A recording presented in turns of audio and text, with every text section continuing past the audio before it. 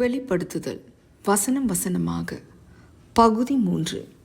வெளிப்படுத்துதல் அதிகாரங்கள் 4-8. 7 முத்திரைகள். மார்ச் 6. பரலோகத்தில் ஒரு திறந்த வாசல். இவைகளுக்கு பின்பு இதோ பரலோகத்தில் திறக்கப்பட்டிருந்த ஒரு வாசலை கண்டேன்.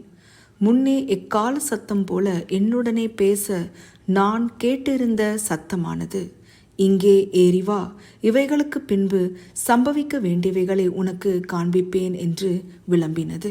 வெளிப்படுத்துதல் 4 வசனம் 1.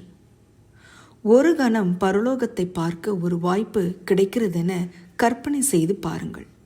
என்ன ஒரு பாக்கியம்! அப்படி ஒரு வாய்ப்பு கிடைத்த பல நபர்களை பற்றி வேதாகமம் பதிவு செய்துள்ளது. ஸ்தேவான் மேலே பார்த்தபோது கிறிஸ்துவானவர் தேவனுடைய வலது பாரசத்தில் நிற்பதை கண்டார்.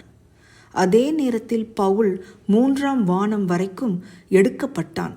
அது நிஜமாக நடந்ததா, தரிசனத்தில் காட்டப்பட்டதா என்பது அவருக்கு தெரியவில்லை. அப்போஸ்தலர் 7 வசனம் 55, 2 கொரிந்தியர் 12 வசனம் 2. ஏனோக்கும் எலியாவும் மரணத்தை காணாமலேயே சரீரத்தோடு பரலோகத்திற்கு எடுத்துக்கொள்ளப்பட்டதாக பதிவு செய்யப்பட்டுள்ளது. ஆதியாகமம் 5 வசனம் 24, 2 ராஜாக்கள் 2 வசனம் 11. இங்கே யோவான் தரிசனத்தில் பரலோக விஷயங்களை காணும்படி பரலோகத்திற்கு எடுத்துக்கொள்ளப்படுகிறார். இந்த கதவு பரலோகத்தை காட்டுகிற ஒரு கதவாக சொல்லப்படுகிற அதே வேளையில் அது தேவனுடைய சிங்காசனம் இருக்கிற, உள்ளே விளக்குகள் எரிந்து கொண்டிருக்கிற பரலோக ஆசரிப்பு கூடாரத்தின் வாசல் என்பதையும் பின்வரும் காட்சிகள் வெளிப்படுத்துகின்றன.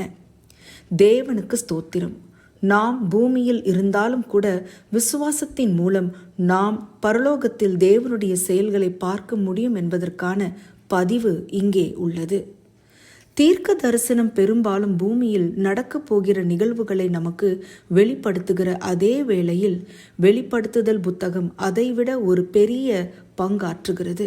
அதாவது பரலோகத்தில் கிறிஸ்து நமக்காக செய்கிற செயல்களை வெளிப்படுத்துகிறது. வரலாறு முழுவதும் இயேசு தம்முடைய திருச்சபை மீது வைத்திருக்கிற அக்கறையை கவனிக்கும்படிக்கு திரை விளக்கி காட்டப்படுகிறது. மேலும் இங்கே பரலோக நிகழ்வுகளை மனித கண்கள் காணும்படிக்கு மீண்டும் ஒருமுறை திரை விளக்கப்படுகிறது. பரலோகம் என்பது செயல்படாத ஓர் இடம் அல்ல, மாறாக சிருஷ்டிப்பின் நாள் முதல் மனுக்குலத்தின் மேல் அக்கறை காட்டுகிற இடம் அது. அதற்கான செயல்களில் ஈடுபடுகிற ஓர் இடம் அது.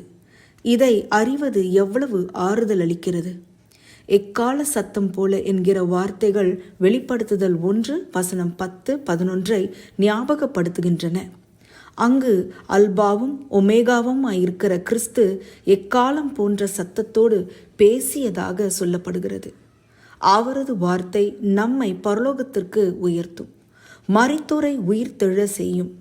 மேலும் நாம் அவரை விசுவாசிக்கும்படி நடக்கவிருக்கிற காரியங்களை வெளிப்படுத்தும். யோவான் 14 வசனம் 29. கர்த்தராகிய இயேசுவே, யோவான் கேட்ட, லாசரு கேட்ட, நாங்களும் கேட்கக்கூடிய எக்கால சத்தம் போல இருப்பதற்கு நன்றி. எங்களை பரலோகத்திற்கு அழைத்ததற்கு நன்றி. மேலும் அந்த மகத்தான நாளுக்காக எங்களை ஆயத்தப்படுத்தும். அதிக ஆராய்ச்சிக்கு மார்க் 1 வசனம் 10, யோவான் 10 வசனம் 7, யாத்ராகமம் 40 வசனங்கள் 1-5. ஆமேன்.